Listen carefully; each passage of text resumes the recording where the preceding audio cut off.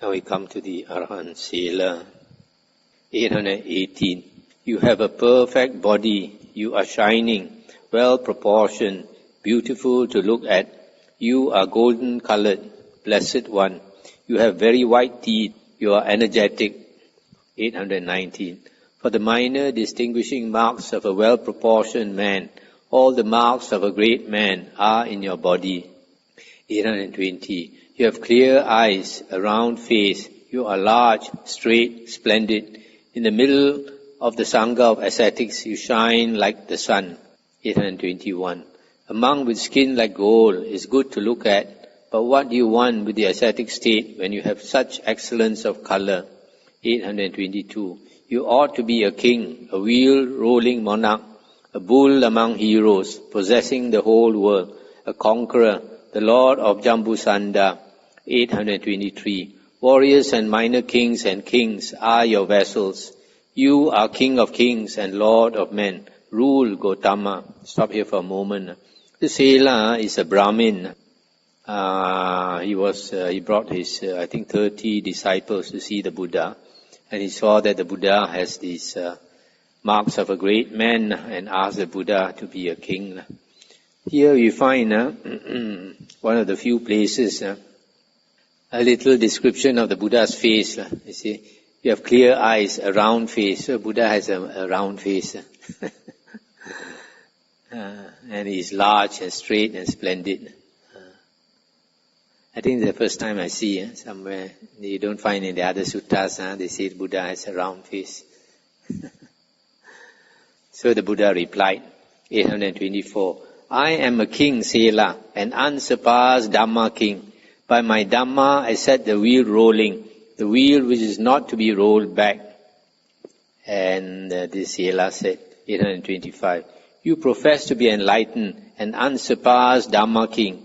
You say, Gautama, by my Dhamma I set the wheel rolling. 826. But who is the Lord's captain? Who is the disciple? Who is successor to the teacher? Who keeps this wheel rolling that has been set rolling by you? And the Buddha answered. 827. Following the example of the Tathagata, Sariputta keeps the unsurpassed Dhamma wheel rolling that has been set rolling by me. 828. What is to be known is known. What is to be developed is developed. I have eliminated what is to be eliminated. Therefore, I am a Buddha, Brahmin. 829. Dispel your doubt in me. Have faith, Brahmin. It is hard to obtain a sight of the enlightened ones repeatedly. 830. I myself am a Buddha, Brahmin, one of those whose appearance in the world is truly difficult to obtain. I am an unsurpassed dart remover. 831. Having become Brahma Bhutta, unequal crusher of Mara's army, having subdued all enemies, I rejoice, having no fear from any quarter. And this Brahmin said, 832, Hear, sirs, what the one with vision says. The dart remover, the great hero, roars like a lion in the wood. 833. Having seen him become Brahma Bhutta, that means become God-like, the Buddha. Unequal crusher of Mara's enemy, who would not have faith, even one who is base born. 834. Let him who wishes follow me, or let him who does not wish go. Here I shall go forth in the presence of the one of excellent wisdom. And his 300 disciples said, 835, if this teaching of the fully enlightened one is pleasing to your honor, we too shall go forth in the presence of the one of excellent wisdom. And then this Sela said, 836, these 300 Brahmins asked with cupped hands, shall we practice the holy life in your presence, blessed one? And the Buddha said, 837, the holy life is well proclaimed. It is instantaneous, immediate. Wherefore, going forth is not in vain for a vigilant one who trains himself. And then, after 8 days, after 7 days, they came to see the Buddha, his Brahmins. 838. This is the 8th day since we went to you as a refuge, one with vision. In 7 days we have been tamed in your teaching, Blessed One. 839. You are the Buddha, you are the teacher, you are the sage who overcame Mara. You, cutting off the latent tendencies, have crossed. Bring these people across. 840. You have crossed over the basis of rebirth. You have torn the asavas asunder. Without grasping, you have eliminated fear and dread like a lion. 841. These 300 monks stand with cupped hands. Stretch out your feet, hero. Let the great beings pay homage to the teacher's feet. So it looks like these 300 Brahmins, they also became enlightened in 7 days. Why he asked the Buddha to stretch out their feet? Because these Indians, they like to, when they pay homage, they put their forehead on the feet of the person they revere. Sometimes they kiss the feet. Badya, Kaligoda Putta, son of Kaligoda. 842. The soft clothes which were worn by me then, riding on an elephant's neck, the rice gruel, the sauce for pure flesh eaten, did not make me happy. This one is a real elephant, not the mindfulness. 843. Now fortunate, persevering, delighting in whatever scraps come into his alms bowl. Badya, son of Goda, meditates without grasping. 844. Wearing rags, persevering, delighting in whatever scraps come into his alms bowl. Badya, son of Goda, meditates without grasping. 845. Living on alms food, persevering, delighting in whatever scraps come into his alms bowl. Badya, son of Goda, meditates without grasping. 846. Wearing the triple robe, persevering, delighting in whatever scraps come into his alms bowl. Badya, son of Goda, meditates without grasping. 847. Going on a begging round of every house without exception, persevering, delighting in whatever scraps come into his alms bowl. Badya, son of Goda, meditates without grasping. 848. Sitting alone, persevering, delighting in whatever scraps come into his alms bowl. Badya, son of Goda, meditates without grasping. 849. Eating one bowlful only, persevering, delighting in whatever scraps come into his alms bowl. Badya, son of Goda, meditates without grasping. 850. Never eating after time, persevering, delighting in whatever scraps come into his alms bowl. Badya, son of Goda, meditates without grasping. 851. Living in the forest, persevering, delighting in whatever scraps come into his alms bowl. Badya, son of Goda, meditates without grasping. 852. Living at the foot of a tree, persevering, delighting in whatever scraps come into his alms bowl. Badya, son of Goda, meditates without grasping. 853.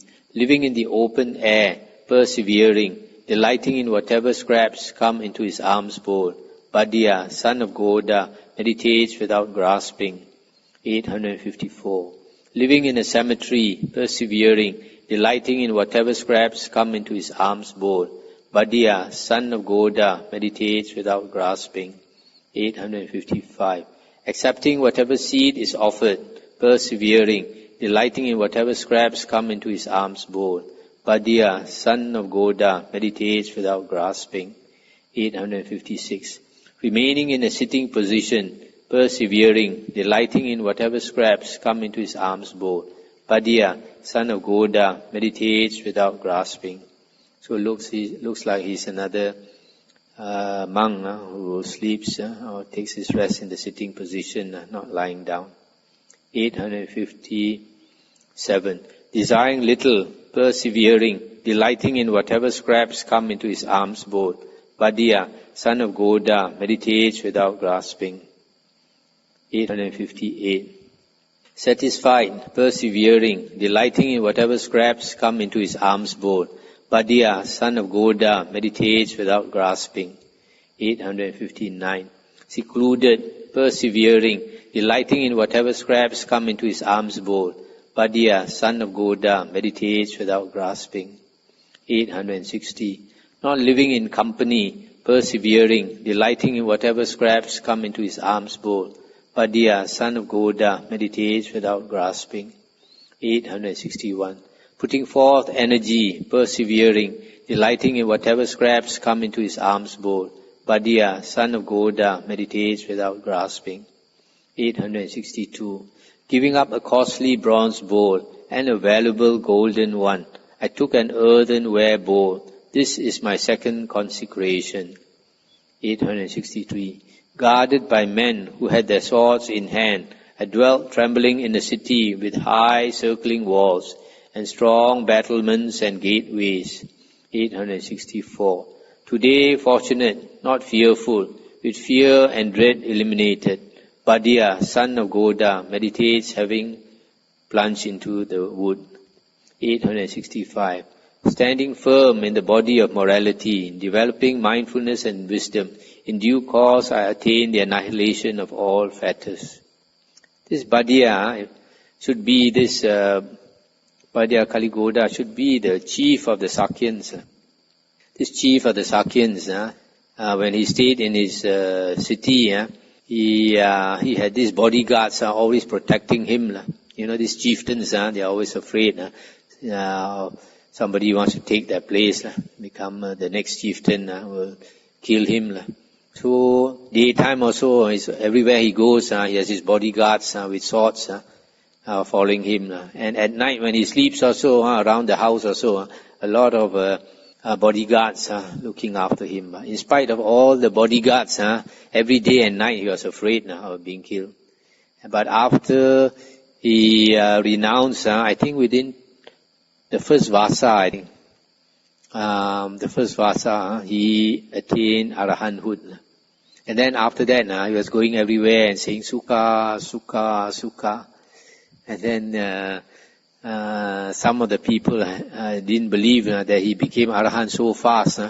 So they complained to the Buddha, this Bhaddiya, formerly Sakyan chieftain, enjoyed life so much. Now he's missing all his Sukha. Now every day he's saying Sukha. So they complained to the Buddha. Buddha called him, asked him to explain in front of everybody. So he explained then that he was, normally they hint. They say formerly, he said when he was in the lay life, everywhere he went, he was afraid that somebody might kill him, always protected with bodyguards. But now he has no fear, even though he walks alone in the forest. That's why he says, so Sukha. So they understood that he attained Arahanthood. The next one is Angulimala. This is the bandit who killed hundreds of people. 866. Angulimala said, while going along, ascetic, you say, I am standing still. And you say that I, who am standing still, am not standing still. I ask you this, ascetic, why are you standing still and I not standing still? This is what happened was, the Buddha, usually the Buddha will contemplate, who in the world should he teach the Dhamma to, who has the blessings from past life to become enlightened or to become an Arya. So he found this Angulimala, this bandit, who has killed hundreds of people up in the hill. So the Buddha walked all the way to the hill. Along the way, a lot of people tried to stop him, told him not to go there. There's this bandit, Angulimala, has killed so many people. The Buddha just kept on walking. So when the Buddha came to where Angulimala was, the Buddha kept walking. And this Angulimala thought, he's a person easy to kill. He's got no weapons on him. So he came from behind, running very fast. This Angulimala is supposed to be very strong. So this Angulimala at that time must be quite young. And he's supposed to be so strong. He could run as fast as a horse. So he came from behind, running behind the Buddha, wanted to kill the Buddha. But the more he ran, he didn't seem to go any nearer to the Buddha. The Buddha used the psychic powers. So he could not go near the Buddha at all until he was tired. And then he told the Buddha to stop. Stop, ascetic, stop. Then the Buddha turned around and told him, I have stopped, but you have not stopped. So he was puzzled, so that's why he asked the Buddha. And then he asked, why are you standing, why have you stopped? I have not stopped. And the Buddha said, 867, I am always standing still, Angulimala, having given up violence towards all beings. But you are unrestrained towards living creatures. Therefore I am standing still, and you are not standing still. That means the Buddha has stopped the round of rebirths. But because he is a killer, he has not stopped samsara, the round of rebirths. And then Angulimala said, 868, truly it is a long time since a great seer and ascetic, honored by me, entered the great wood. Having heard your righteous verse, I shall abandon my numerous evils. 869. With these words, the robber hurled his sword and other weapons down a hole, a precipice, a chasm. The robber paid homage to the wayfarer's feet. On that very spot, he asked the Buddha for admission into the Sangha. 870. And then the Buddha, the compassionate great seer, who is the teacher of the world, including the Deva, said to him, come monk. This in itself was monk status for him. 871. But he who formerly being indolent was afterwards not indolent, illuminates this world like the moon released from a cloud. 872. He whose evilly done action is blocked off by a good action, illuminates this world like the moon released from a cloud. 873. The young monk who applies himself to the Buddha's teaching illuminates this world like the moon released from the cloud. 874. Let even my enemies hear a discourse on the Dhamma. Let even my enemies apply themselves to the Buddha's teaching. Let even my enemies consort with those men who, being good, cause others to accept the Dhamma. 875. Let my enemies hear the Dhamma from time to time from those who speak about forbearance and praise peaceableness, and let them act in conformity with it. 876. For truly he would not harm me or anyone else. He would attain to the highest peace. He would protect creatures moving and unmoving. 877. For canal makers lead water, arrow makers bend the bow, carpenters bend wood, clever men tame the cell. 878. Some tame with a stick or hooks or whips. I was tamed by the Venerable One without stick, without sword. 879. My name is non-harmer, ahimsa. Previously I was a harmer. Today I am rightly named, for I certainly do not harm anyone. So formerly he harmed so many people. He was so cruel to so many people. But now he was given the name no more cruel, ahimsa. 880. I was formerly the infamous robber Angulimala. Being carried along by the great flood, I went to the Buddha as a refuge. 881. I was formerly the infamous bloody-handed Angulimala. See my going to the refuge. That which leads to renewed existence has been rooted out. 882. Having done much action of that kind, leading to a bad transition, touched by the ripening of subsequent action, free from that, I enjoy my food. 883. Fools, stupid people devote themselves to indolence or laziness, but a prudent man guards his vigilance as his best treasure. 884. You should not devote yourselves to indolence, nor to intimacy with the delight of sensual pleasures. The vigilant man, meditating, attains the highest happiness. 885. It has come, it has not departed, nor was that bad advice to me. Among the things shared out among men, I obtained the best, that means the Dhamma. 886. It has come, it has not departed, nor was that bad advice to me. The three knowledges have been obtained. The Buddha's teaching has been done. 887. Either in the forest at the foot of a tree, or in the mountains in caves, here and there I stood then with agitated mind. 888. But now I lie down happily, I stand happily, I lived my life happily, beyond Mara's reach. I was pitied by the teacher, 889. Formerly, I was of Brahmin stock, high-born on both sides. Now I am the son of the welfarer, the Dhamma king, the teacher. All the monks are called Sakya Putta, sons of the Sakyan. 890. I am rid of craving, without grasping, with sense doors guarded, well restrained. Having rejected the root of evil, I have attained the annihilation of the asavas. 891. The teacher has been waited on by me. The Buddha's teaching has been done. The heavy load has been put down. That which leads to renewed existence has been rooted out. The next one is the famous Anuruddha. I think we stop here. Anything to discuss? Mm-hmm.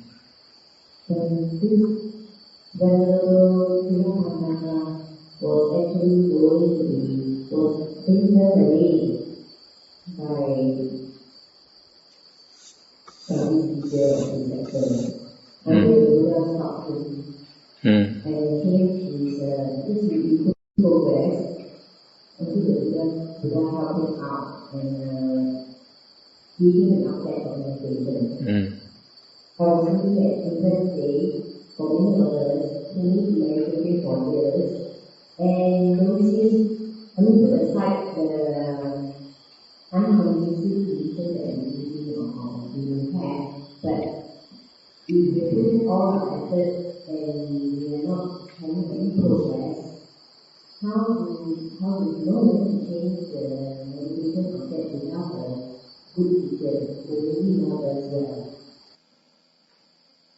I think without the Buddha around, we all have to make our own investigation as to which meditation object is suitable. But the problem is a lot of people, due to pride, they don't want to change their object because they think other people can practice Anapanasati. I should also be able to practice Anapanasati. But the fact is that there are many people with a very disturbed mind. And it's partly because a lot of people want to get knowledge. The more knowledge you put into your brain, the less you can meditate. You have to throw aside a lot of the things that are not necessary. So we know that there are certain types of meditation the Buddha taught. So we should investigate those few. One is Anapanasati, which is actually a difficult object unless you live alone in a cave or something. Then another one is the 32 parts of the body. This one actually is a easier object to practice. But then for a lot of people, to want to learn the 32, to memorize the 32 parts, they think it's too much trouble. That's why I ask them to chant like Namo Buddhaya. Chanting Namo Buddhaya, the problem is a lot of people think it's like elementary school. They don't want to practice it. But actually, it is good to at least start with that, to calm your mind a bit. And the other thing is, you have to remember meditation. If you want to calm your mind, you don't do it only when you are sitting down with other people. All the time, you should try to calm the mind. That's why I say the chanting is useful.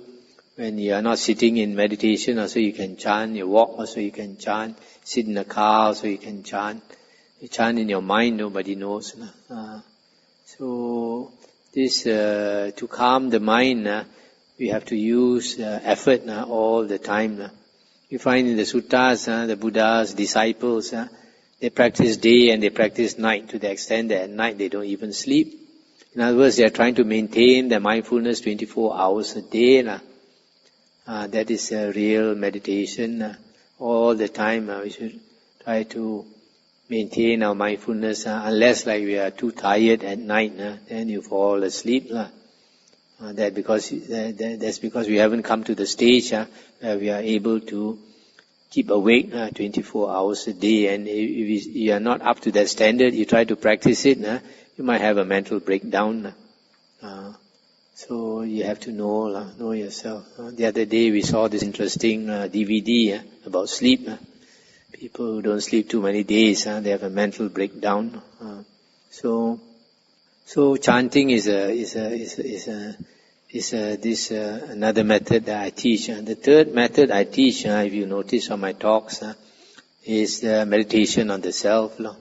This meditation on the self is basically what is taught in Jnana Yoga, and also in Zen Buddhism. The Gong An will also say, "Who am I?" This one, there are some teachers, like last time I learned from my Mahayana teacher, he was not able to teach the correct way. So the way some of those Mahayana monks teach is that you just ask yourself this question, who am I? But it's not asking yourself, it's not the way. It's actually to keep in mind that I is not the who. Who am I? People sometimes they put their attention on the who, and who, and who, and who. They keep on who, but they make no progress. But actually, you should put your attention on that I. Just be aware of that I. You can ask yourself, who is this I? Then you think for a moment, one day this human body is going to fall sick and age and die. And one day this body will turn into a corpse. That time, who is that I? So you will realize, even now, imagine for a moment that you don't have a body. And you ask yourself, who am I? With your eyes closed and you imagine you don't have a body. And you still have an I. Why? Because as long as you have a knowing mind, you have a consciousness and awareness, you will naturally think I exist. So that I actually is in that knowing. So you just stay with that knowing. You just either investigate that knowing, or you just tell yourself, I am here. I am here. As long as the I is here, the mind won't run away.